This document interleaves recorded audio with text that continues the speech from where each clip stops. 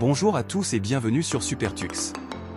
Aujourd'hui, on parle de Richard Stallman, l'homme qui a presque déclaré la guerre aux logiciels propriétaires à cause d'une imprimante. Oui, une imprimante. Dans les années 70, au MIT, Stallman utilise une imprimante qui tombe souvent en panne. Comme il a accès au code, il la modifie pour recevoir une alerte quand elle bug. Mais un jour, le labo achète une nouvelle imprimante Xerox. Le problème est qu'il n'y a pas de code source.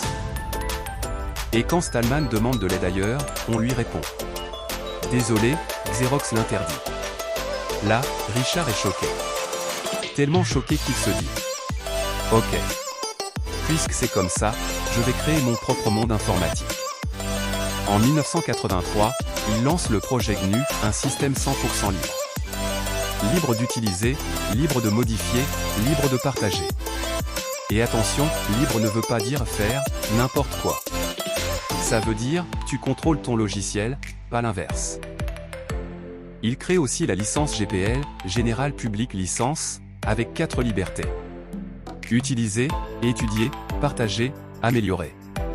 Pendant que certains parlaient d'open source sur Internet sans rien faire de concret, lui, il crée le Bash, le GCC, et Mac.